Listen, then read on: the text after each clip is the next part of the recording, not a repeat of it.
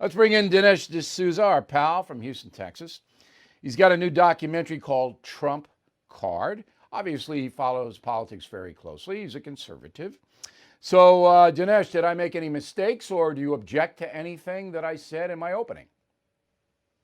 I want to commend you, Bill, for outlining what I think is the simplest and sort of cleanest path to victory for Trump.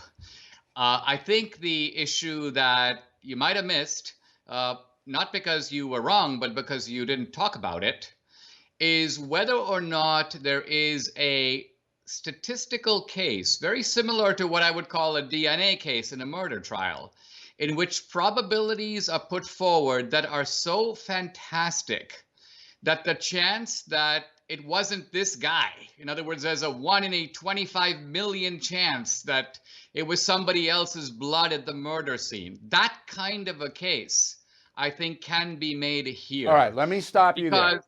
Let me stop you for a minute. We did that last night. It's called analytics. Okay? We got into that. And I call for analytics in every state, all 50. You analyze the vote and you see if there's any disparity between what happened 4 years ago, all right, and the probability in Pennsylvania of overcoming a 600,000 lead by a mail-in situation. The problem with that, Dinesh, is those analytics take a lot of time, much more time than Donald Trump has. Go.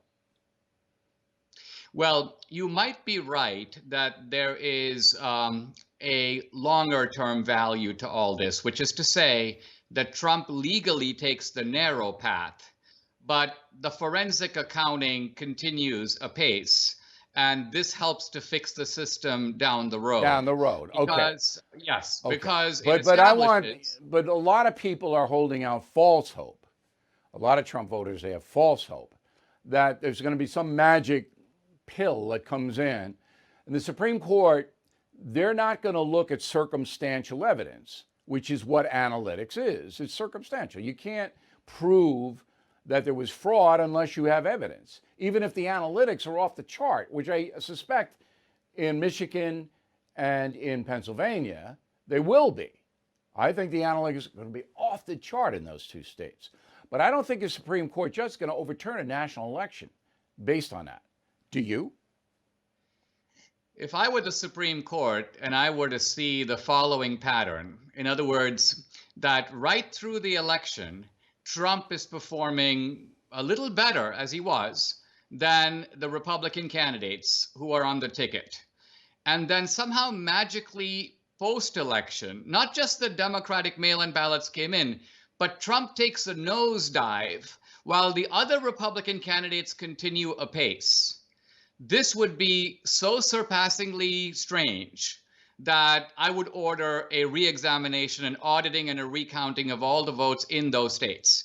The reason being that it is the very basic integrity of democracy that's at stake. If someone could engineer a scam this one time, there's no reason to believe that they wouldn't keep doing it if they get away with it. You make a very fascinating point. What effect does a 5 million popular vote lead have in any court presentation? Because the Democrats are going to go, hey, this is all a bunch of bull. Our guy won by 5 million in a popular vote. I mean, that's a significant win. What effect do you think that'll have? None at all. That is silly. I mean, that would be similar to some guy going at Wimbledon and saying, listen, even though Federer won by 3-2, Federer just won 6-4 in the 3 sets, and the other guy won 6-0 in the 2 sets. Therefore, the other guy had more overall points, and the trophy should be awarded to him. That's simply not how the game is played. All right. Okay. So appealing to some other standard is meaningless. Okay. But you know, judges are prone to psychological and emotional decision making as well. And I can guarantee you the 3 liberals on the Supreme Court are never going to vote in favor of Trump in this election. All right, let's talk about your doc, Trump Card. You can get it at Target, Walmart, Amazon, everywhere. So if people invest the time and the money to watch this, Dinesh, give me 2 very important things, too, that they're going to learn. The real theme of the movie is socialism. It's based on my book called United States of Socialism. And in a weird way, this documentary is more timely than ever because I think if Biden and Harris make it, they're going to be moving us in the socialist direction. Now, Biden says, I beat the socialist. But the simple fact of the matter is, if you think of the free market at one end of the spectrum and socialism at the other, it's quite obvious that all the Democrats are pulling in the socialist direction. So what the film does is it outlines the very new type of socialism that the left is promoting, not actually the old socialism of Mao and Lenin and Stalin, but a distinctive type of socialism. It examines what that means, and it shows where we're going if we put these guys in charge. All right.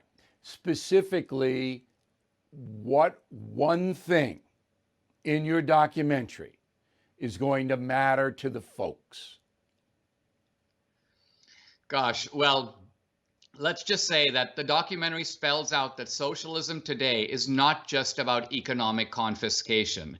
If you read Marx, he talks all about the class divide between the rich and the poor, the capitalists and the working class. But today's socialists care more about abortion than the minimum wage. They care more about the transgender bathroom than they care about, say, universal basic income. So socialism here is not just about taking your money, it's also about imposing a kind of conformity across the whole society. And that's just not a future specter. That's happening now. Happening right now. Look at all the, right? Yeah, look at all the Absolutely. people who are trying to punish people who work for Trump, get them fired, make sure that they won't have gainful Absolutely. employment. Totalitarianism. So this is All a right. threat to our basic civil liberties. Hey, Bill O'Reilly here. As you all know, the dollar is at a 10-year low, and November could spell real trouble. That's why I recommend you consider physical gold and silver, and the only company I do business with in this area is American Hartford Gold. You can call them right now. Make sure you tell them Bill O'Reilly sent you, and they'll give you a free gold coin on your first qualified order. Since I have been recommending American Hartford Gold, gold's up over 40%, silver over 60%. So please don't wait. Call them now, 877-444-GOLD Gold, 877-444-GOLD Gold, or text GOLD to 65532.